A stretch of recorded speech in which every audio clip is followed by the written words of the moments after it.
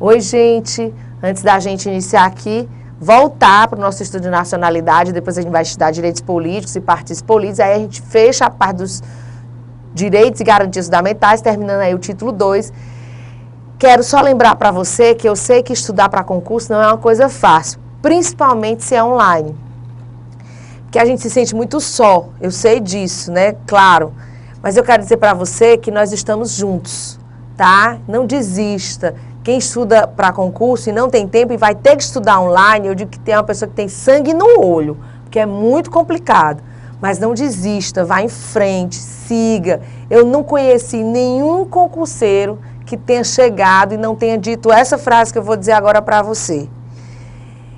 Valeu a pena tudo o que eu passei. Eu não conheço nenhum que tenha chegado e não tenha dito essa frase. Então vai valer a pena, pode ter certeza, continue firme, você vai conseguir, tá? E nós estamos juntos, por mais distante que pareça. Então depois desse momento de alta ajuda, né, vamos voltar a resolver as nossas questões. Nós estamos aí em nacionalidade, vamos pegar essa questão número 13, olha só. Um jurista estrangeiro que resida no Brasil poderá ser nomeado para o cargo de ministro do STF desde que solicite sua naturalização. Não, por quê?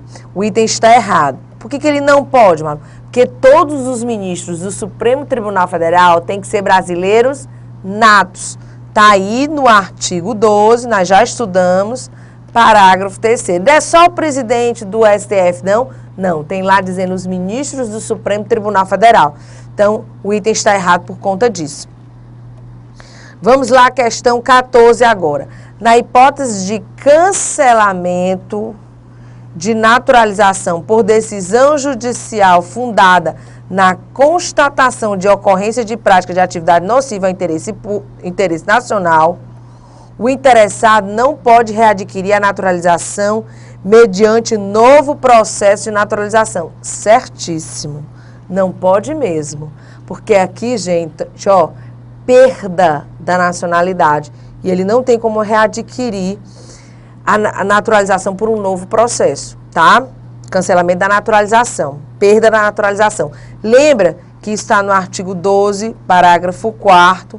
É o inciso 1, que só por decisão judicial o ministro do Estado não pode rever esse ato, né? Por exemplo, o ministro da Justiça não pode rever esse ato. É uma decisão judicial, o cancelamento. E mais, você tem que estudar junto com o artigo 15, inciso 1. Aqui é caso de perda da naturalização, tá? Então, certo item não tem como ele readquirir a naturalização por um novo processo. De acordo com a Constituição Federal, o cargo de diretor da Agência Nacional de Saúde pode ser exercido por brasileiro naturalizado? Pode. Não é cargo privativo de quem é brasileiro nato. Mais uma vez, o artigo 12, parágrafo 3º. Isso aqui é a pessoa errar por emoção, né? Lógico. 16, olha só. Questão 16. Trazer para cá. Consideram-se brasileiros naturalizados os nascidos no estrangeiro, de pai brasileiro ou de mãe brasileira, desde que sejam registrados em repartição brasileira competente ou venham a residir na República Federativa do Brasil e optem em qualquer tempo, depois de atingida a maioridade, pela nacionalidade brasileira. A pessoa, eu vi, está lá no artigo 12, inciso 1, a linha C, verdade, só que é nato, não são naturalizados. Lembra que isso aqui é uma espécie de nacionalidade primária, é uma hipótese de nacionalidade primária. Os de naturalizados estão no inciso 2 e não no inciso 1. Aqui ele vai se tornar nato, tá? Então o item está errado por conta disso. Agora questão 17, olha só.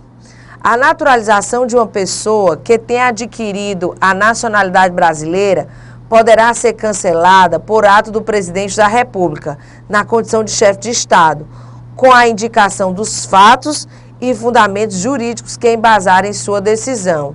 Não. A naturalização de uma pessoa que tenha adquirido a nacionalidade brasileira pode ser perdida por dois motivos. A gente viu lá no artigo 12, parágrafo 4º. Se for cancelada a naturalização,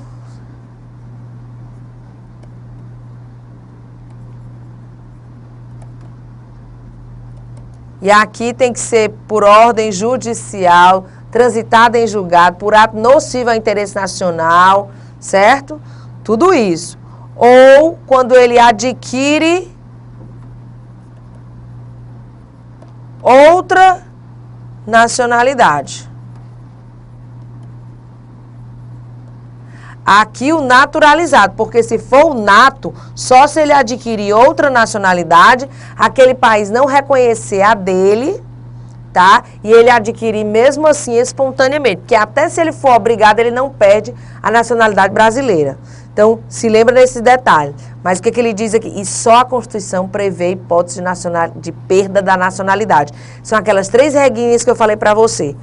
Primeiro, só a Constituição prevê hipótese de nacionalidade primária. Só a Constituição faz distinção entre brasileiros natos e naturalizados.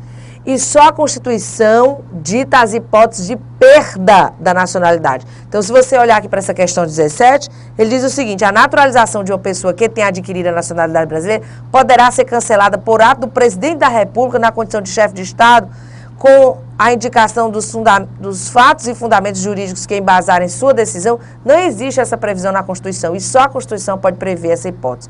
Então, o item está errado. Vem agora para a questão 18. Olha só.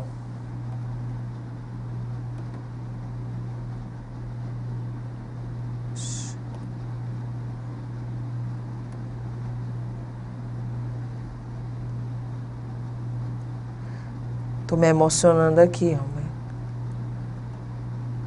Pronto, 18. Eu chego lá, a pessoa totalmente afeta a digitalização, assim, nesses meios maravilhosos, eletrônicos. Mas vamos lá, 18. De acordo com o STF, uma vez concedida a naturalização pelo ministro de Estado da Justiça, a revisão desse ato somente pode ser feita mediante processo judicial e não administrativamente. Certo item. Olha a jurisprudência aqui, gente, que a gente até comentou. Olha só. Vem aqui. Jurisprudência maravilhosa. Ó. Aqui, ó. Essa emendazinha aqui. Naturalização, revisão de ato, competência. Conforme revela o inciso 1 do parágrafo 4º do artigo 12 da Constituição, o ministro de Estado não tem competência para rever ato de naturalização. Quem faz isso é a decisão judicial, porque, ó, a perda da nacionalidade brasileira, por sua vez, somente pode ocorrer nas hipóteses taxativamente definidas na Constituição Federal. Olha só a situação, tá? Não tem como rever. Então, tá vendo como isso está caindo em prova, né? Tá despencando, né? Então, ó, 18, certo o item. Aí vem agora para a questão 19. Considere que Ana... Deixa eu só botar aqui, ó, para vocês não se perderem. Aqui começa a questão. Considere que Ana, cidadã brasileira, casada com Vladimir, cidadão russo. Já percebeu a situação, ó? Tudo que vocês vão fazer em questões que tenha caso, antes de você ir para as opções ou ver o item da questão direitinho, faz a situação, né? Se for de múltipla escolha, por exemplo, não vai logo para as opções. Primeiro você analisa a situação, bota bonequinho se for o caso, mas não vai para as respostas antes de você analisar a situação. Então, Ana, cidadã brasileira, casada com Vladimir, cidadão russo, ocupe posto diplomático brasileiro na China. Quando Vitor, filho do casal, nascer. Nessa situação, Vitor será considerado brasileiro nato. Exatamente. casada com Vladimir, cidadão russo. Ela ocupa, né? Ocupa posto diplomático brasileiro na China. Quando Vitor, filho do casal, nascer. Nessa situação, o Vitor será brasileiro nato. Certíssimo. A hipótese do artigo 12, inciso 1, a linha B. Tá? Certo? O item, não temos dúvidas sobre essa questão. Questão 20 agora. Considere que uma criança tenha nascido nos Estados Unidos da América e seja filha de pai americano, olha só. Nasceu no estrangeiro, né? Nasceu nos Estados Unidos. E de mãe brasileira que trabalhava à época do parto na Embaixada Brasileira nos Estados Unidos. Nesse caso, a criança somente será considerada brasileira se for registrada na repartição brasileira competente nos Estados Unidos. O que está errado é esse final aqui. Estava tudo certo. Gente, nasceu no estrangeiro. Nasceu no estrangeiro. Mas filha de pai ou mãe brasileira, se ela tiver, a mãe ou o pai brasileiro estiver a serviço da República Federativa do Brasil, a criança é nata. Nata. Não é somente se vier a ser registrado. Aqui ele misturou a linha B do artigo 12, inciso 1, com a linha C. Aqui é a linha B. A C, nascer no estrangeiro, filho de pai ou mãe brasileiro, não precisa ter a função, está desenvolvendo a função, tá? Aí ela pode ser registrada em repartição brasileira lá, repartição brasileira competente. Ou, se vier para cá para o Brasil, aqui no Brasil.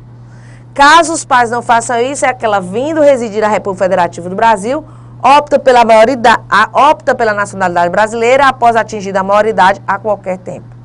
Então, o item está errado só esse final, porque nesse caso a criança somente será considerada... Não, ela já é brasileira nata. Então, o item é errado. Aqui dava para se emocionar, viu? A questão já é de 2014. Olha só, a questão 21 agora.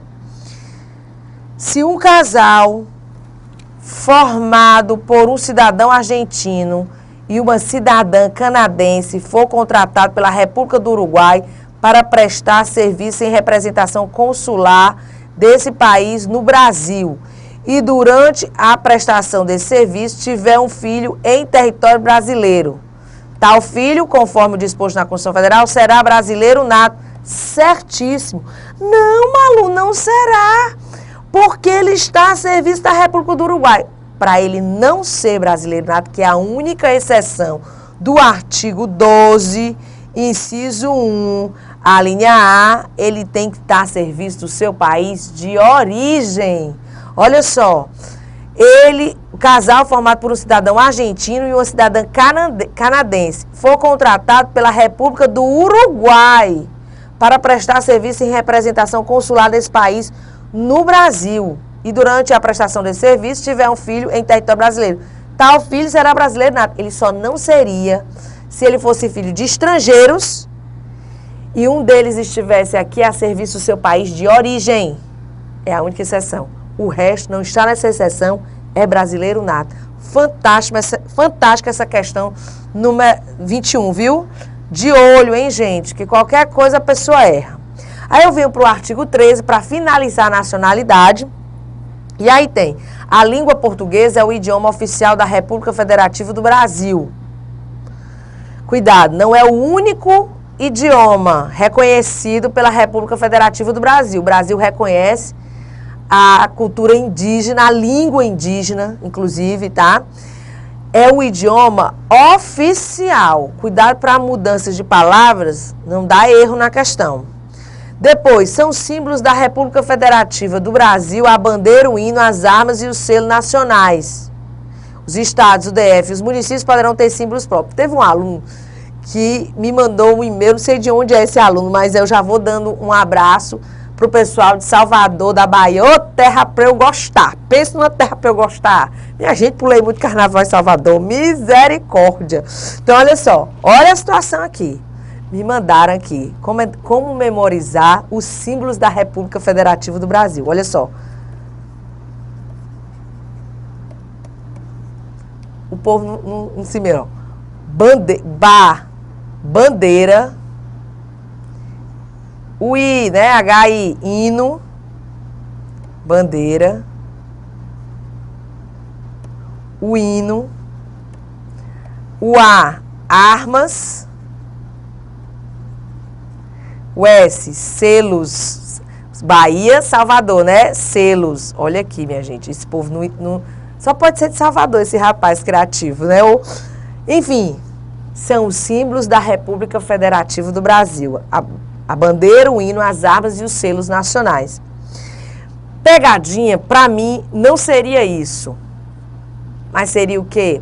Por exemplo, se ele colocasse, podem ter símbolos próprios. A União, os estados, o DF e os municípios. Aí a pessoa disse, claro, os entes federativos. Coloca certo. Errado. A União não pode ter símbolos próprios. Só os estados, o DF e os municípios. A União tem os mesmos símbolos da República Federativa do Brasil. E territórios, se existisse, também não poderia ter símbolos próprios, porque a Constituição só permitiu os estados, o DF e os municípios. Ok? Para pegadinha? Aí vamos para as duas questões que eu coloquei para vocês. Olha só, questão 22. São símbolos do Estado Federal brasileiro a bandeira, o hino, as armas e os selos nacionais, podendo os estados membros do DF e os municípios adotar símbolos próprios. Corretíssimo, do jeito que está no artigo 13. Aí vem essa questão, né? Novíssima, 2014, para a gente já estudar. Olha só, fácil, aqui juntando vários dispositivos, aí como se fosse um resumo de tudo que a gente estudou sobre nacionalidade. Em relação aos direitos de nacionalidade, assinale a opção correta, considerando o disposto na Constituição Federal. Aos portugueses com residência permanente no país, serão atribuídos os direitos inerentes a brasileiro nato. Não, a gente viu que era naturalizado. Está errado o item.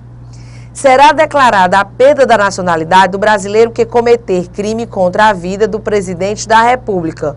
Não tem essa previsão e o rol é taxativo. Será declarada a perda da nacionalidade, está lá no artigo 12, parágrafo 4º, e o rol é taxativo, né? Se atentar contra o interesse nacional, for julgado com trânsito em julgado, né? For julgado, decisão judicial, e não aquele que cometer crime contra a vida do presidente, só isso. Teria que ser processado e julgado, e aí teria a sua nacionalidade cancelada. E só os naturalizados, não o brasileiro nato.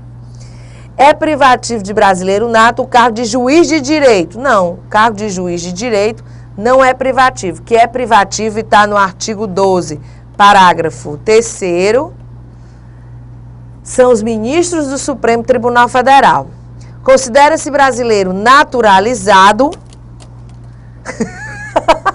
Vou pegar aqui minha canetinha, viu, meu povo? Ninguém merece. A caneta mágica do EVP. Caiu, viu, Roberto?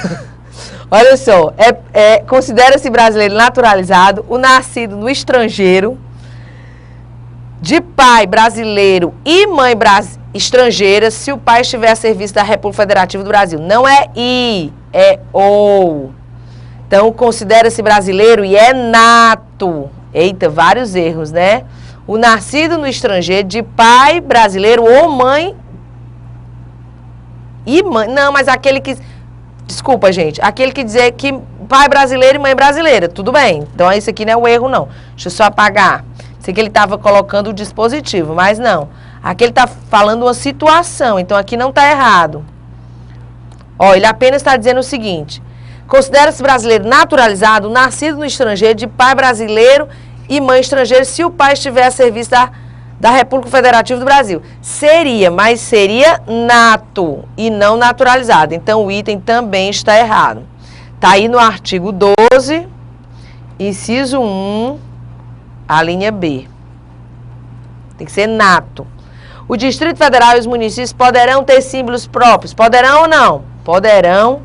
Esse é o item correto.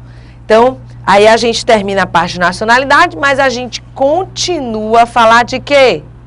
Direitos políticos. E aí a gente entra nos últimos artigos que a gente vai ter que estudar sobre direitos e garantias fundamentais, tá? Então eu já boto aqui meus apontamentos ao lado, entro em direitos políticos, que vai do artigo 14 ao artigo 16 e partidos políticos, artigo 17. Então vamos lá. A soberania popular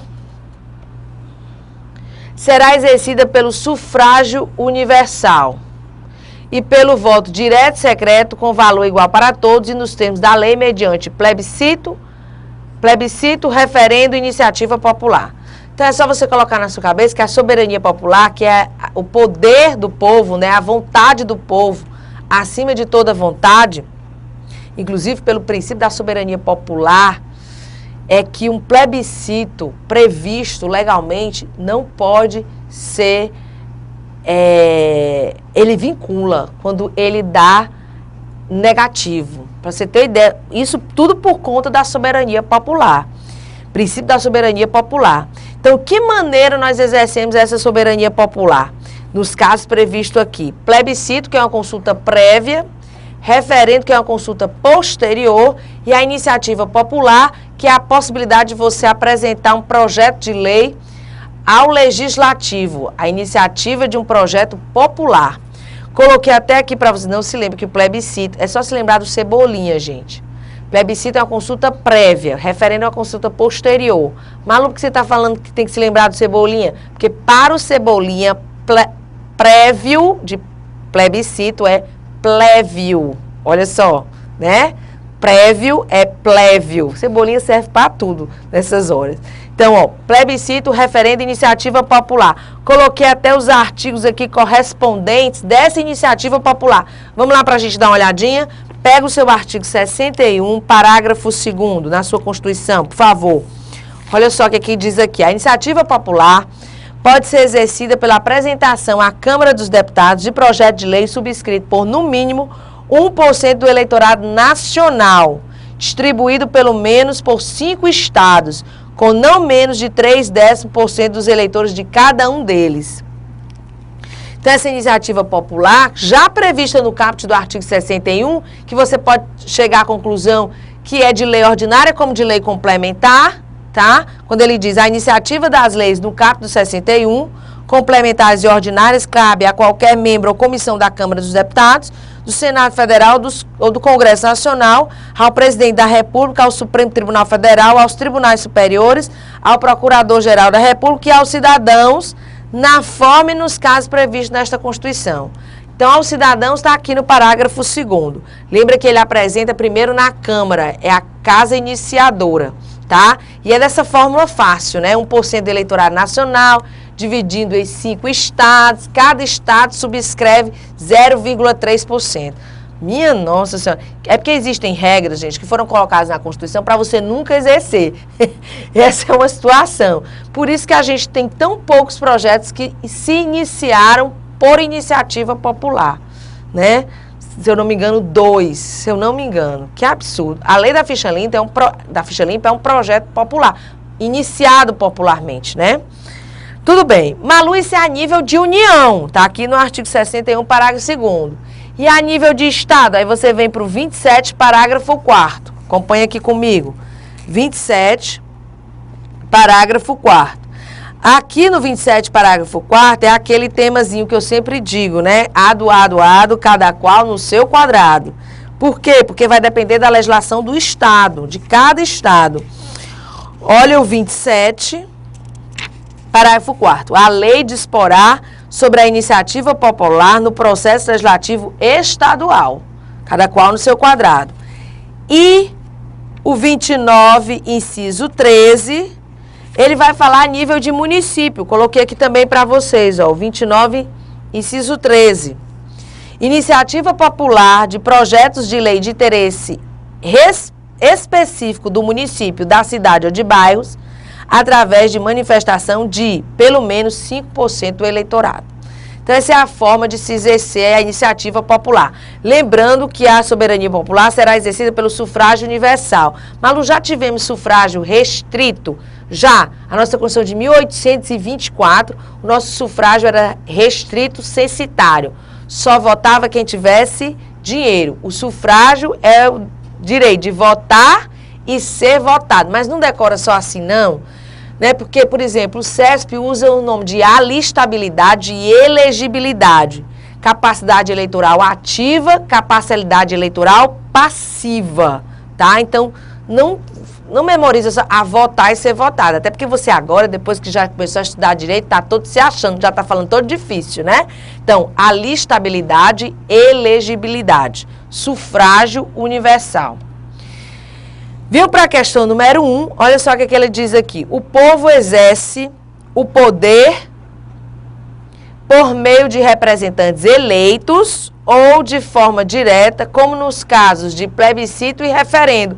Certíssimo. Ele juntou aí o artigo 1º que a gente viu, parágrafo único, a nossa democracia, que é semidireta, representativa, com participação ou simplesmente participativa. E uma das formas direta é através do plebiscito e referendo. Tenho até exemplo, gente, do plebiscito. Você pega o artigo 18, parágrafo 3º e parágrafo 4º. Está lá exemplo de exigência da Constituição de plebiscito. Lembrando que nós estamos estudando o artigo 14, caput, só para não fugir aqui da questão. E detalhe, nós tivemos um plebiscito em 93, 7 de setembro de 93. Essa previsão está no artigo 3º do ADCT. Quem lembra, hein? Nega que você votou nesse plebiscito. Misericórdia. E tivemos um já em 2005, né? Foi um referendo da lei do desarmamento. Lembram? Pois é. Nega, né? O de 93 tu nega, tá? Eu quase não lembro, inclusive não tinha idade para votar, né? Aquela coisa assim. Vamos lá. A Constituição Federal consagra a prevalência da democracia representativa, fazendo apenas alusão à democracia direta, sem mencionar expressamente os meios pelos quais a soberania popular poderá ser diretamente exercida. Errado, porque a gente viu aí que ela expressa que é através do plebiscito, referendo e iniciativa popular. Então, errado o item. Vem agora para a próxima questão, questão número 3. Com relação às disposições do texto constitucional acerca dos direitos políticos, assinale a opção correta. O texto constitucional não admite lei de iniciativa popular. Que é isso? Admite. Vimos aí no artigo 14. Errado, então, esse item. Não há previsão constitucional para o exercício direto da soberania. Ah, sim. A gente acabou de ver também.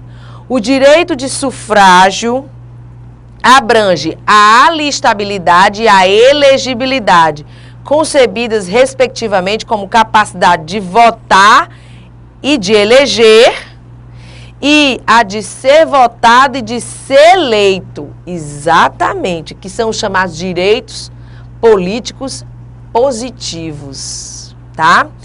O plebiscito, esse é o item correto. Exatamente isso. O plebiscito consiste em consulta posterior, prévio de plévio do Cebolinha. Então, é consulta prévia. Errado. Posterior aos cidadãos a respeito de determinado ato legislativo com vista à sua ratificação popular. Isso é referendo, não plebiscito. Ao Congresso Nacional é conferida a prerrogativa de cassar os direitos políticos de parlamentares. Não existe cassação de direitos políticos. O que existe é cassação de mandato.